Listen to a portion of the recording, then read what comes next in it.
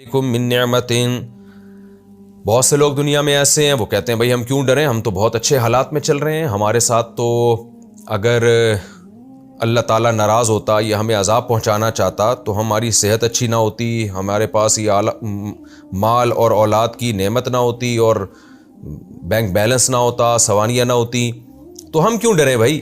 اس کا اللہ نے جواب دیا وما بکم من نعمت، جو کچھ نعمت تمہارے پاس ہے فمن اللہ، وہ اللہ ہی کی طرف سے، اللہ نے بھیک میں دی ہے تمہیں۔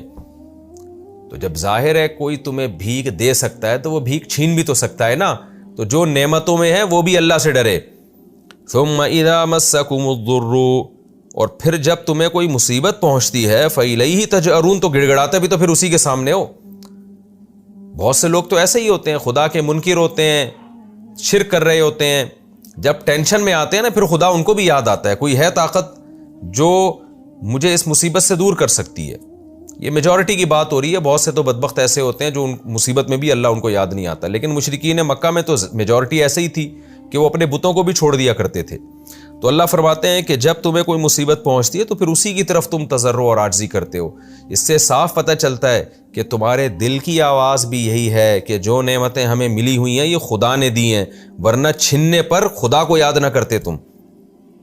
ثم اذا کشف الضر عنکم، پھر جب وہ مصیبت تم سے دور کر دیتا ہے۔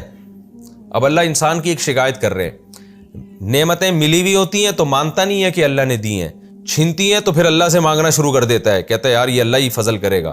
پھر جب اللہ مانگنے پر دوبارہ دے دیتا ہے، اذا فریق منکم بربہم یشرکون، تو تم میں سے ایک جماعت ایسی ہے جو اپنے رب کے ساتھ شرک کرنا شروع کر دیتی ہے، وہ مانتی نہیں کہ رب نے دی ہے، پھر ان بتوں کے اور معبودوں کے کھاتے میں ڈال دیتے ہیں، فلاں نے دی ہے، فلاں نے دی ہے، فلاں کی وجہ سے ہوا ہے، ہم تو فلاں مندر میں گئے تھے، فلاں بت کے سامنے جھکے تھے، فلاں مزار پہ سجدہ کیا تھا، منت مانی تھی۔ آج بھی ایسا ہوتا ہے۔ یہ جو مشرک دماغ کے لوگ ہوتے ہیں نا، یہ اولاد کا دیکھ لیں نا، جو بے اولاد لوگ ہیں اللہ سے دعائیں مانگتے ہیں، جب اللہ دے دیتا ہے تو چونکہ انہوں نے مزاروں میں بھی گئے ہوتے ہیں اور چڑھاوے اور یہ اس طرح کی حرکتیں، منتیں، شرکیاں مانی ہوتی ہیں، تو پھر اس کی طرف کہتے ہیں فلاں بابے نے دی ہے ہمیں، یہ فلاں قبر والے نے دی ہے ہمیں۔ تو اللہ فرماتے ہیں لیکفروا بما آتیناہم، اس کا نتیجہ یہ نکلتا ہے کہ جو نعمتیں ہم ان کو دیتے ہیں نا اس کی یہ ناشکری کر بیٹھتے ہیں۔ ناشکری کا سب سے بڑا درجہ یہ ہے کہ جس نے نعمت دی ہو آپ اس کی طرف نسبت ہی نہ کریں۔ مختلف درجات ہوتے ہیں شکر کے، جس نے نعمت دی آپ کہیں کہ اس نے دی ہے، یہ بھی شکر ہے۔ پھر اس نعمت کو اس کی مرضی کے خلاف استعمال نہ کریں، یہ بھی شکر کا ایک درجہ ہے۔ پھر اس نعمت دینے کے بعد اس کی نافرمانی نہ کریں، یہ بھی شکر کا ایک درجہ ہے۔ پھر جس نے دی ہے اس کا شکریہ ادا کریں، یہ بھی شکر کا ایک درجہ ہے۔ پھر جس نے دی ہے اس کے بدلے میں آپ اس کو بھی کچھ دیں، یہ بھی شکر کا درجہ ہے۔ تو ان درجوں میں جو سب سے پہلا اسٹیپ ہے نا وہ یہ ہے کہ جس نے دی ہے آپ مانیں کہ دی اس نے۔ اگر پہلے میں ہی انکار کر دیں کہ آپ کہیں کہ اس نے دی نہیں ہے تو پھر شکر کے سارے درجات ختم ہو جائیں گے۔ تو یہاں بھی اللہ کہتے ہیں یہ تو انکار کر دیتے ہیں کہ اللہ نے دی ہے، لیکفروا بما آتیناہم، جو نعمتیں ہم نے دی ان کا انکار کر بیٹھتے ہیں۔ فتمتعوا، تو مزے اڑا لو تم، ابھی اللہ تمہیں کچھ نہیں کہہ رہا۔ فسوف تعلمون، ان قریب تمہیں پتہ چل جائے گا۔ وَيَجْعَلُونَ لِمَا لَا يَعْلَمُونَ، اور ٹھہراتے ہیں لما، اس مخلوق کے لیے، لا يعلمون، جس کو یہ خود بھی نہیں جانتے ہیں۔ کیا مطلب؟ اس کی ان بتوں کی بات ہو رہی ہے جس کی حقیقت کو یہ خود بھی نہیں جانتے۔ کیا مطلب حقیقت کو خود بھی نہیں جانتے؟ یعنی انہوں نے ان بتوں کے بارے میں فرض کر رکھا ہے کہ یہ ہمارے نفع اور نقصان کے مالک ہیں، تو ان کو پتہ ہے یہ ہماری فرضی چیزیں ہیں، ورنہ ہم خود بھی نہیں جانتے کہ یہ ان میں حقیقت میں ہے بھی کہ نہیں ہے۔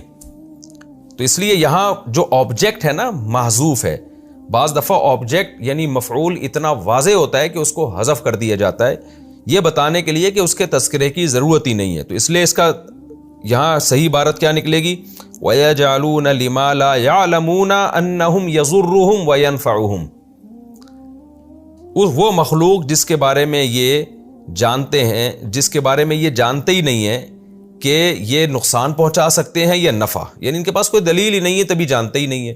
تو جس کی حقیقت ان کو خود معلوم نہیں ہے، حقیقت سے کیا مراد ہے؟ یہ حقیقت کہ یہ نفع اور نقصان کے مالک ہے، یہ خود ان کو معلوم نہیں ہے، یعنی ان کے پاس اس کی کوئی دلیل ہی نہیں ہے نا، جب دلیل ہی نہیں ہے تو علم بھی نہیں ہے۔ دوسرا مطلب اس کا یہ بیان کیا گیا ہے کہ لما لا یعلمون، یعلمون سے مراد وہ خود بت ہیں، کہ یہ لوگ ٹھہراتے ہیں ماں ان بتوں کے لیے لا یعلمون جو بت کچھ بھی نہیں جانتے ہیں، یعنی ان کے پاس علم ہی نہیں ہے، پتھر کی بنی ہوئی مخلوق ہے تو کچھ اس کے پاس نالج ہی نہیں ہے، تو ایسے بیکار قسم کے جو معبود ہیں ان کے لیے کیا ٹھہراتے ہیں؟ نصیباً ایک حصہ، مما رزقناہم اس رزق میں سے جو ہم نے ان کو دیا ہے۔ تو یہ سورہ انعام میں اس کی تفسیر گزر چکی ہے نا، وَجَعَلُوا لِلَّهِ مِمَّا ذَرَأَ مِنَ الْحَرْثِ وَالْأَنْعَامِ نَصِيبًا فَقَالُوا هَذَا لِلَّهِ بِزَعْمِهِمْ وَهَذَا لِشُرَكَائِنَا، بتوں کے نام پہ وقف کر دیا کرتے تھے۔ تو ظاہر ہے یہ جو چیزیں آپ بتوں کے نام پہ وقف کر رہے ہیں یہ تو اللہ نے آپ کو رزق دیا ہے۔ آج بھی مندروں میں لوگ کرتے ہیں بتوں کے نام پہ جو چڑھاوے چڑھا رہے ہوتے ہیں، جا کے ان کی چیزیں مٹھائیاں رکھ رہے ہیں، تو یہ اللہ کی دی ہوئی روزی ہے، آپ اس کو اس طرح سے کیوں ضائع کر رہے ہو؟ اور اس مخلوق کو جس کے پاس کوئی نالج ہی نہیں ہے، جو نہ دیکھ سکتے ہیں نہ سن سکتے ہیں، اس کو اتنا پروٹوکول کیوں دے رہے ہو؟ اور اس بیس پہ دے رہے ہو کہ یہ ہماری بگڑی بنائیں گے، اس کا مطلب ان کو خدا کے ساتھ آپ شریک کر رہے ہیں۔ تو اللہ فرماتے ہیں تاللہ لتسألن، اللہ کی قسم تم سے ضرور بالضرور پوچھا جائے گا، عما کنتم تفترون، اس جھوٹ کے بارے میں جو تم گڑھ رہے ہو، یعنی تم نے یہ جھوٹ گڑھا ہے کہ یہ ہماری بگڑی بنا سکتے ہیں، لہذا ہم ان کے لیے رزق کا ایک حصہ وقف کریں گے تو یہ خوش ہوں گے، خوش ہو کے اور ہماری بگڑی بنائیں گے۔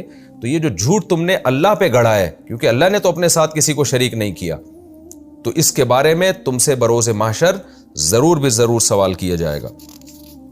آگے شرک کی ایک اور قسم بیان کی جا رہی ہے۔ ایک قسم شرک کی یہ بھی تھی کہ بنو خزاعہ کا کہ جو مشرکین تھے نا، وہ یعنی مشرکین کا ایک قبیلہ تھا جو یہ کہتا تھا کہ فرشتے معاذ اللہ اللہ کی بیٹیاں ہیں، تو چونکہ اللہ نے اپنی طرف اولاد کی نسبت کرنے سے منع کیا، حضرت عیسیٰ ابن مریم کو عیسائیوں نے جب اللہ کا بیٹا کہا تو قرآن نے کہا تکاد السماوات یتفطرن منہ وتنشق الارض، یہ اتنا سخت جملہ ہے کہ قریب ہے کہ آسمان پھٹ جائے۔ تو اسی طرح فرشتوں کی نسبت کر دی مشرکین نے اللہ کی طرف کہ یہ بیٹیاں ہیں۔ تو اب اس میں ڈبل جرم تھا، ایک تو یہ کہ عرب لوگ بیٹی کی طرف نسبت، یعنی اپنی نسبت بیٹی کی طرف، یہ بیٹی کی نسبت اپنی طرف، اس کو بہت مایوب سمجھتے تھے، اتنا مایوب کہ وہ جب بیٹی پیدا ہوتی تو اس کو زندہ دفن کر دیتے، یا یہ سوچتے کہ اس کو ہم ذلت کے ساتھ برداشت کریں، یعنی یا تو ذلت کے ساتھ کیونکہ بیٹی پہ ترس آ رہا ہے تو ذلیل ہو کے اس کو رکھ لو، یہ ان کا کانسیپٹ تھا، یا جان چھڑانے کے لیے اس کو اسی وقت دفن کر دیا جائے۔ تو اب یہ قرآن کہہ رہا ہے کہ اللہ کی طرف کسی اولاد کی نسبت کرنا تو ویسے ہی بڑا جرم ہے، لیکن پھر بیٹی کی نسبت جو اپنی طرف کرنا پسند نہیں کرتے، وہ نسبت تم اللہ کی طرف کرو گے تو تمہارے خیال کے مطابق بھی بڑا جرم ہے۔ دیکھیں اللہ کی طرف حقیقت میں تو چاہے بیٹے کی نسبت کی جائے بیٹی کی نسبت کی جائے برابر ہے، لیکن آپ ایسی مخلوق کی نسبت کریں جس کی نسبت اپنی طرف کرتے ہوئے عار محسوس کر رہے ہوں، تو یہ آپ کے عقیدے کے مطابق بھی بڑا جرم ہے۔ تو اسی بات کو قرآن نے یہاں بیان کیا، وَيَجْعَلُونَ لِلَّهِ الْبَنَاتِ، اور یہ لوگ ٹھہراتے ہیں اللہ کے لیے بیٹیاں، سبحانہ وہ ہر عیب سے پاک ہے، یعنی اولاد کے عیب سے بھی پاک ہے وہ، وَلَهُم مَا يَشْتَهُونَ، اور ان کے لیے وہ ہے جو یہ پسند کرتے ہیں، یعنی اپنے لیے بیٹے، اپنے لیے چاہتے ہیں کہ ان کی بیٹوں کی نسبت ان کی طرف کی جائے، اور اللہ کے کھاتے میں ڈال رہے ہیں بیٹیوں کو، تو یہ ان کی رائے، ان کے خیال میں بھی یہ غلط ہے۔ وَإِذَا بُشِّرَ أَحَدُهُمْ، اور ان کی اپنی حالت یہ ہے کہ جب ان میں سے کسی ایک کو بِالْأُنْثَىٰ، لڑکی کی خوشخبری سنائی جاتی ہے، وَلَّا وَجْهُهُ مُسْوَدًّا، تو ان کا چہرہ سارا دن سیاہ رہتا ہے، اتنا ذلت محسوس کرتے ہیں، وَهُوَ كَظِيمٌ، اور وہ غم سے گھٹ رہا ہوتا ہے، تو اتنا زیادہ یہ ذلت محسوس کرتے ہیں۔ تو اس ذلت کے باوجود، یعنی دیکھیں جب کسی قوم کا کوئی نظریہ ہوتا ہے نا تو اس پر حجت اسی نظریے کے مطابق تمام کی جاتی ہے، یہ مطلب ہرگز قرآن کا نہیں ہے کہ بیٹی کی اپنی طرف نسبت کرنا یہ عیب ہے، اس کی تو ظاہر ہے قرآن و سنت نے نفی کی۔ تو قرآن کہہ رہا ہے وَإِذَا بُشِّرَ أَحَدُهُمْ بِالْأُنْثَىٰ ظَلَّ وَجْهُهُ مُسْوَدًّا وَهُوَ كَظِيمٌ، خود کی حالت یہ ہے کہ جب ان میں سے کسی کو بھی بیٹی کی خوشخبری سنائی جاتی ہے، ہوتی تو خوشخبری ہے لیکن اس کو خوشخبری نہیں لگتی، وہ تو سارا دن اس کا چہرہ ذلت سے سیاہ رہتا ہے، اور وہ کڑوے گھونٹ کو، غصے کے کڑوے گھونٹ کو پی رہا ہوتا ہے۔ یتوارا من القوم، قوم سے چھپتا پھر رہا ہوتا ہے، لوگ بھی تانے دیں گے بے تیرے یہاں بیٹی پیدا ہوئی ہے، تو قوم سے ذلت کی وجہ سے چھپتا پھر رہا ہوتا ہے۔ من سوء ما بشر بہ، اس خوشخبری کی برائی کی وجہ سے جو دی گئی ہے اس کو، یعنی اس خوشخبری کو یہ برا سمجھتا ہے، تو اس کو اتنا برا سمجھتا ہے کہ وہ اپنے حق میں اتنا بڑا عیب سمجھتا ہے کہ سارا دن قوم سے چھپتا پھرتا ہے یہ. ایمسکہ علی ہون، پھر سوچتا ہے کہ کیا میں اس کو ذلت کے ساتھ روک لوں، برداشت کر لوں، بیٹیوں کی طرح پالنا شروع کر دوں. ام یدسہ، لیکن اس میں ذلت ہوگی، ام یدسہ فی التراب، یا مٹی میں اس کو دفن کر دوں. الا، اللہ فرماتے ہیں خبردار سنو، ساء ما یحکمون، کتنا برا فیصلہ ہے جو یہ کرتے ہیں کہ اپنی طرف بیٹوں کی نسبت اور اللہ کی طرف بیٹیوں کی نسبت. یہ کتنا برا فیصلہ ہے جو یہ کر رہے ہیں. تو اللہ کی طرف تو حقیقت میں بیٹوں کی نسبت بھی بری ہے، بیٹیوں کی بھی بری ہے، لیکن یہ تو اور بھی زیادہ بری ہے کہ اپنے لیے جس چیز کو عزت سمجھتے ہیں اس کی نسبت اپنی طرف، اور اپنے لیے جس چیز کو ذلت سمجھتے ہیں اس کی نسبت بغیر کسی ہچکچاہٹ کے اللہ کی طرف کر دیتے ہیں. تو یہ بہت ہی برا فیصلہ ہے جو یہ کر رہے ہیں. باقی ظاہر ہے بیٹیوں کو زندہ دفن کرنا خود ایک بری بات ہے، جس کی قرآن میں مختلف جگہوں پہ نفی کی گئی ہے. اور سورہ کوثر میں وَإِذَا الْمَوْءُودَةُ سُئِلَتْ بِأَيِّ ذَنبٍ قُتِلَتْ، جس دن زندہ دفن کی ہوئی بچی سے اللہ پوچھیں گے بتا تجھے کس جرم میں قتل کیا گیا.